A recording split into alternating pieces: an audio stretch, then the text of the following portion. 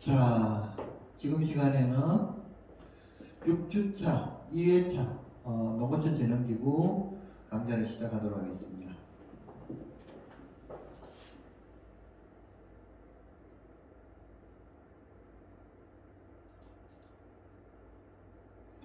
자, 이번 시간에는 그 벽화재능에 대해서 이제 한번 보는데 그 이전에 여러분들이 이제 그 벽화마을에도 햇살이 해가지고 점점 번지는 벽화마을 갈등에 대한 사연을 한번 들어보겠습니다.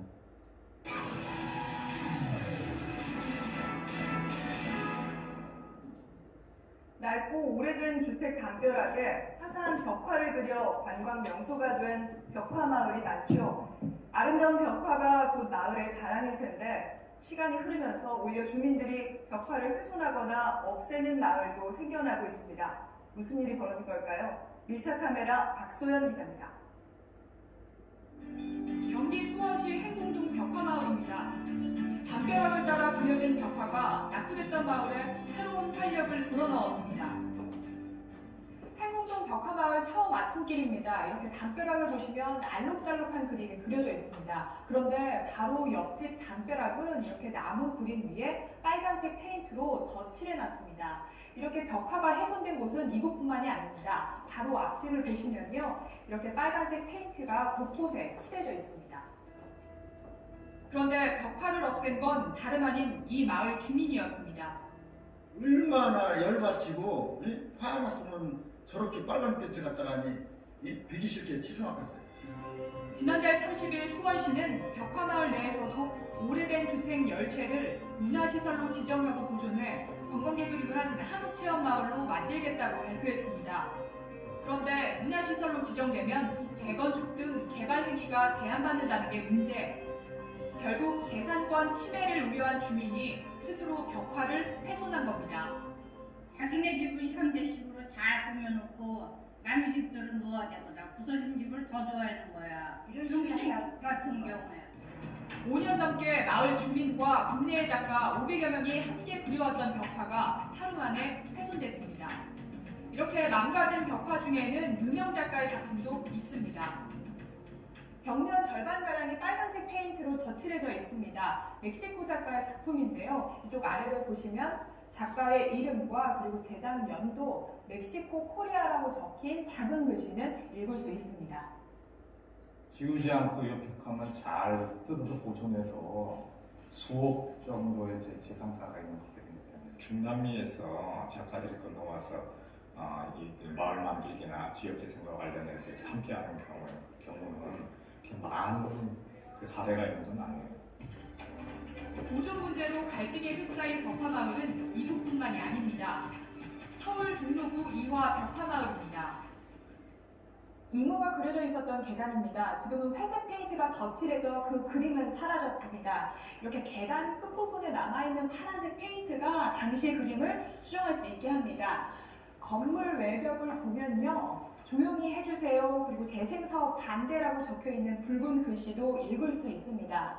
벽화를 둘러싸고 주민과 주민 간의 갈등, 또한 주민과 지자체 간의 갈등이 얼마나 격화됐는지 알 수 있는 이렇게 대자보도 붙어 있습니다.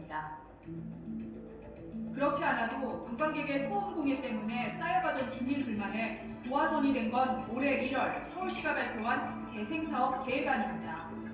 오래된 주택을 보존하겠다는 계획인데 일부 구역에는 음식점 같은 상업시설이 들어올 수 없게 됩니다. 이 구역에 속한 주민들을 중심으로 반대가 시작된 후 반발이 극에 달해 벽화까지 훼손한 겁니다. 이런 식으로 낙서를 엄청 해놨어요.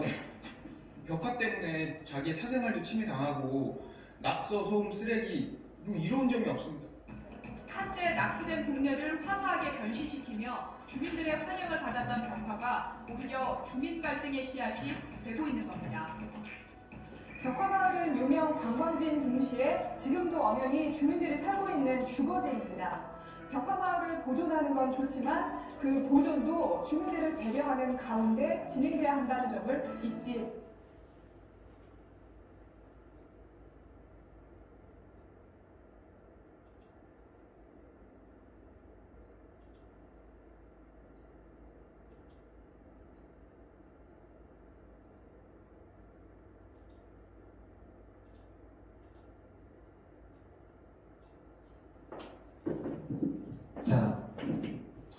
벽화가 지금 난리 난 게 뭐죠?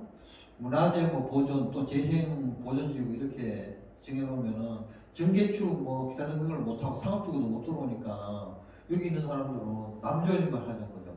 그러니까 이제 여기서 반대하는 이유가 기존에 벌써 새 집으로 멋있게 흩어지게 해놓으면 손이 들어오면 좋죠. 관광객이 되면 좋고 땅값도 오르고 막 그럴 수도 있겠는데 기존에 이제 뭐 좀 그렇게 살던 분들은 혜택이 하나도 없고 오히려 뭐 재산권 침해만 받고 있죠. 그랬을 경우에 이제 이 멋있는 벽화도 순환을 당하는 수가 있다. 근데 그걸 떠나가지고 순수한 의미에서 황량한 곳에 이 그림을 그려준다는 거, 이것이 이제 또 재능 기부로 된다는 거, 거기에 대해서는 어느 정도 의미를 둬야 되지 않겠냐 그런 생각합니다. 자, 수기 나의 특별한 스펙 누구누구. 자, 안녕하세요. 모 대학교에 재학 중인 우리정 대표입니다. 이제부터 여러분께 저희 특별한 스펙에 대해 이야기해 드릴까 합니다. 저희 스펙은 제가 우리정을 만들면서 배우고 느낀 농촌과 소통하며 얻은 것입니다.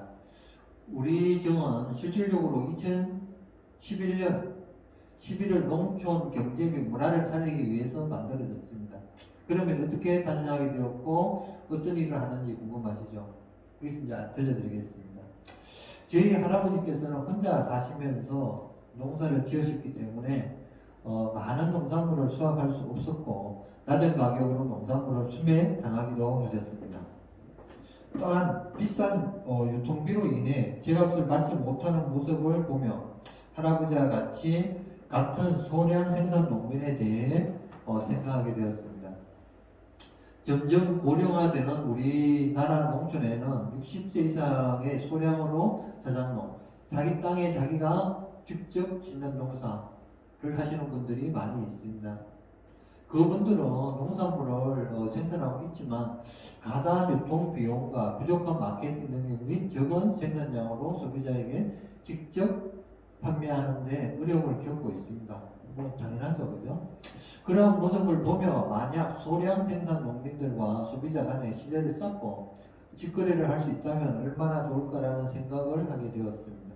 그래서 작은 규모의 농사를 하시는 분들도 농산물을 직접 판매할 수 있는 우리정을 만들게 된 것입니다.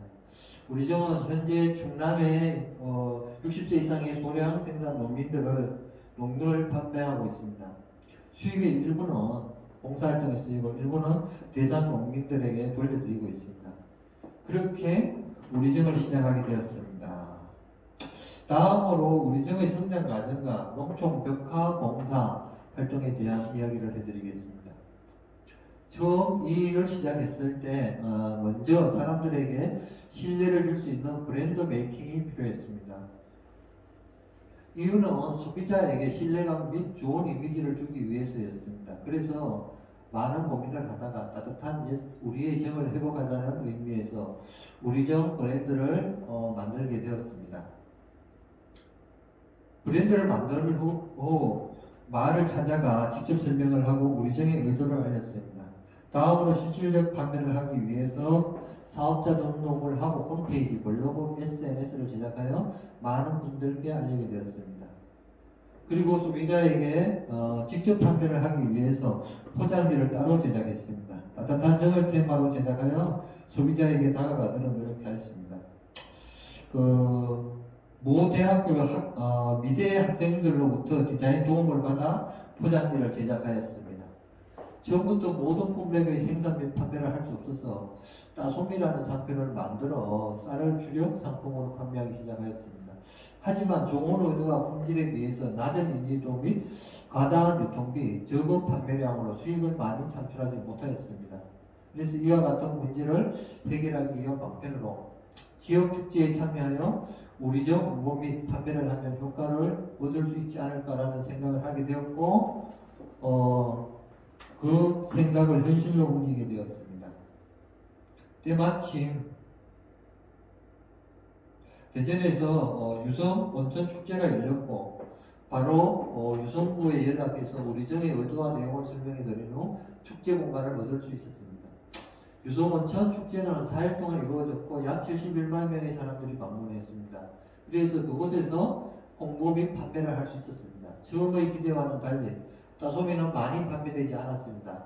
그래서 이틀이 지났을 무렵에는 다 못 팔 수도 있겠다는 생각이 들었습니다. 따소미 같은 경우에는 신선도 및 다른 상품과의 차별화를 위해 주문 후 도정해서 가져오기 때문에 남으면 재고가 되는 상황이었습니다. 그래서 고민을 하다가 쌀을 이용한 가공식품을 판매해 보기로 하였습니다. 따소미를 가공한 유리병, 쌀알 편지, 컵밥, 티밥 등을 만들어 판매했습니다. 결과는 성공적이었고 사람들의 반응이 좋아 브랜드 인지도 및 수익이 상승되었고 이로 인해 그곳 축제까지 즐길 수 있었습니다. 그때 이를 계기로 많은 사람들에게 홍보가 되어 더불어 지속적으로 고객이 증가했습니다. 이어서 농촌 벽화 봉사활동에 대한 이야기를 해드리겠습니다. 금년 2월 쌀을 도전하기 위해 구애의 반응들이었습니다. 어떤 마을 분위기가 어둡다는 생각이 들었고 농촌은 따뜻하고 파릇파릇한 느낌이 들어야 하는데 왜 이렇게 어둡지라는 생각을 하게 되었습니다. 그때 옆에 계시던 마을 이장님께서 초등학교가 폐교가 될 수도 있다는 말씀을 하셨습니다. 많은 사람들이 도시로 이동하면서 한 반에 5, 6명 정도의 학생밖에 없기 때문이었습니다. 직접 초등학교에 가보니 학교 분위기도 어두웠습니다. 운동장에 있는 담벼락을 보며 담벼락에 벽화를 그린다면 지금보다 밝고 희망찬 학교 분위기를 조성할 수 있겠다는 생각을 이제 하게 되었습니다. 그리고 그 생각을 실행에 옮겼습니다. 물론 생각만큼 쉽지는 않았습니다. 저는 벽화를 그려본 적도 없었고 벽화를 그리는데 필요한 페인트 값이 얼마나 비싼지도 몰랐습니다. 하지만 개인적으로 꼭 그 초등학교에 벽화를 그려주어 학교에 희망을 주고 싶었고 벽화를 통해 마을 전체의 분위기를 바꿔보고 싶었습니다. 그래서 저 먼저 KTNG에 하던 벽화 봉사단에 참여하여 벽화 그리는 것을 배우면서 봉사활동을 시작했습니다. 그리고 시간이 지나면서 방법을 터득했습니다. 하지만 초등학교 담장에 벽화를 그리려면 상당한 재료비가 든다는 것을 알게 되었습니다. 왜 그러냐 하면은 일단은 페인트 칠을 다 해요, 벽에.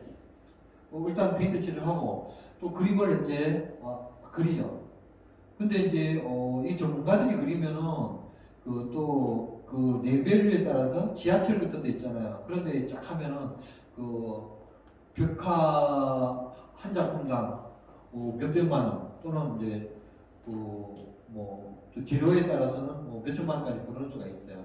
그건 이제 프로의 일이고 아마추어들은 안 그렇죠. 그냥 이제 페인트 칠하고 그냥 대충 그려도 되고 또 이제 이것도 동네에 가면은 시에서 1년 예산을 잡아가지고 1억 정도 딱 잡아가지고 이제 어떤 그림 그리는 사람들한테 그 작업을 주는 거죠. 그러면 이제 그 사람들이 어떤 동네에 가서 이제 쉽게 말하면 시청이라든가 구청에서 이제 담당자가 주는 그림이 있어요. 그 그림대로 이제 그려주는 거죠. 그래서 이제 나름대로 이런저런 다양한 방법이 있습니다. 근데 이제 재능기부는 돈을 안 받고 가서 이렇게 해주는 거죠, 그죠? 그러니까 그 차이는 있어요. 그리고 어떻게 하면 해결할 수 있을까 고민하다가 전경련에서 봉사활동을 지원한다는 공모전을 보고 신청하였고 그 결과 합격하여 지원금을 받아 벽화 봉사를 할 수 있게 되었습니다. 그리하여 벽화 봉사단을 모집하여 농촌 초등학교에 벽화를 그릴 수 있게 되었습니다. 자, 농촌의 초등학교 학생들에게 벽화 그리기 체험기회도 제공하고 같이 벽화를 그리면서 즐거운 시간을 보낼 수 있었습니다. 현재는 한 달에 한 번씩 마을에 가서 벽화를 그리고 있습니다. 마을 분위기도 점점 좋아졌고 마을의 명물이 된 벽화 앞에서 사진도 찍고 구경도 하는 사람들의 모습에 보람을 느끼게 되었습니다. 자, 끝으로 제가 우리 정을 통해 배운 세 가지에 대한 이야기를 해보고자 합니다. 사실 전 농촌의 할아버지 할머니들과 소통할 기회가 없었습니다. 하지만 우리 정 활동을 하면서 농촌을 방문할 때마다 묵묵히 챙겨주시며 걱정해 주시던 따뜻한 어르신들의 마음을 느낄 수 있었습니다. 할아버지, 할머니들이 계시지 않았다면 저희 부모님도 안 계셨을 것이고 그랬다면 저 또한 존재하지 않았을 것입니다. 존중받아야 할 분들이심에도 시간이 흐르고 시대가 발전하면서 점점 작아지시는 모습이 안타까웠습니다. 이번 활동을 통해서 농촌의 할아버지, 할머니들과 소통할 수 있었고 더 나아가 도시와 농촌의 소통을 배웠습니다. 그리고 도시의 화려함보다 더 따뜻한 농촌의 수수함에서 오는 사랑을 배웠습니다. 봉사활동을 하면서 고마워하시는 모습, 작은 것 하나 챙겨주시는 모습, 진심이 담긴 웃음 등 소소한 것들이 너무 감사했습니다. 내가 힘들고 지칠 때 항상 위로받을 수 있는 곳. 농촌에 할아버지 할머니가 있네. 자, 나를 아무런 조건 없이 받아줄 수 있는 곳이라고 느꼈습니다. 마지막으로 포로 정신과 리더십을 배웠습니다. 지난 1년 6개월 동안 우리 정의 대표로서 많은 사람들을 만나면서 이루어진 활동들은 모두 난생 처음 하는 생소한 활동이었습니다. 대학생 신분이었지만 누구보다도 포로 정신과 전문 지식을 가지고 사업을 진행하려고 하였습니다. 내가 잘못하면 우리 정에 대한 신뢰를 잃을 수도 있겠다는 생각에 프로 마인드를 가지고 하나하나 해결하려고 하였습니다. 더불어 항상 팀의 리더로 활동하면서 리더십을 배울 수 있었습니다. 솔선수범하지 않으면 날 따라오지 않는구나. 의사소통이 원활하지 않으면 불만이 쌓이고 일의 진행이 늦어지는구나 라는 교훈을 얻었고 활동을 하면서 생긴 갈등을 의사소통과 리더십을 통해 해결하면서 자연스럽게 리더의 자질을 배울 수 있었습니다. 저는 이렇게 우리정을 통해 배운 것이 많습니다. 다른 친구들이 도서관에 가서 스펙을 쌓고 취업을 준비했을 때 저는 우리정 활동을 하였습니다. 스펙이 취업을 결정해 줄 수는 있지만 인생까지 결정해 주지는 않을 것이라 생각했기 때문입니다. 물론 이런 활동을 하는 것에 대해 남들이 알아주지도 않고 이해해 주지도 않을 수도 있다고 생각합니다. 하지만 저의 의미 있고 도전적인 우리정 활동은 앞으로도 제가 인생을 살아가는 데 있어 저를 단단하게 해주고 가치있게 해주고 특별하게 만들어줄 것이라 생각합니다. 어쨌든 이래저래 도와준 사람한테 감사 인사를 전한다 그런 내용인데 하여간 좋은 일을 하면 어떻게 돼요? 평생 좋은 기억으로 남죠. 그래서 이제 나쁜 기억을 하면 또 평생 나쁜 기억으로 남으니까 일단은 좋은 일을 하는 게 무난하지 않나 그렇게 생각합니다.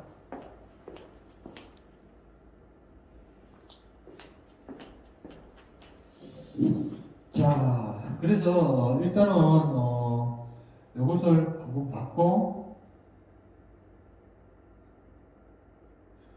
어쨌든 이런 어린애들하고 같이 이렇게 활동하는 게 보기 좋죠. 생길 확률이 상당히 높아집니다. 그리고 지금 요 정도의 굵기 역시 되도록이면은 한눈전지 하셔도 됩니다. 그 대신 요거보다 굵든지 요 정도 이상이어야 됩니다. 요 정도 이상이어야지 한눈전지가 가능한데 예를 들어 이 주지가 모나미 볼펜 이 모나미 볼펜 정도의 굵기면은 대부분 단추 전쟁 하시는 게 좋습니다. 자, 대부분 모나미 볼펜 수준밖에 안 되면은 대부분 단추 전쟁 하셔야 되고, 자, 이 꺾인 부분이 모나미 볼펜만 하고 그 반 이상 갔을 때 이 모나미 볼펜보다 훨씬 가늘 경우에는 강전지를 저는 선호합니다. 그때는 이 나무의 상태를 봐서 50%에서 강전지를 하는지 30%에서 강전지를 하든지 그거는 이 나무 굵기에 따라서 주지 굵기에 따라서 강전지냐 아니면은 전부 단초냐 정하셔야 됩니다. 자, 앞부분 굵기 꺾은 부분에서 이 모나미 볼펜만 하면은 끝부분은 상당히 가늡니다. 그래서 지금 원래처럼 이렇게 추운 겨울에는 동해를 받아서 말라들입니다. 말라들기 때문에 앞에서 강전지를 해주시는 게 상당히 유리합니다. 그런데 중간 부분이 모나미 볼펜만 하고 끝부분이 모나미 볼펜 정도 수준이 되면은 다 그냥 단추 전쟁 가시는 게 가장 좋습니다. 자, 여기서 단추 전쟁을 하셨을 경우에 아상 처리를 모나미 볼펜만 하면 아상 처리 하지 마십시오.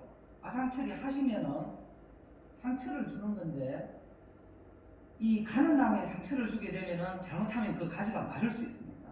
이 주지가 마를 수가 있어요. 그래서 이 정도 가는 데는 되도록이면 아상 처리하지 마시고 메리트청을 발라주세요. 자, 메리트청을 바르는 시기는 물흐름이 시작되는 시기입니다. 물이 나오는 그 시기에 메리트청을 발라주시면은 훨씬 싹이 잘 트고, 그리고 이렇게 가는 나무에는 아상 처리를 안 해도 싹이 잘 틉니다.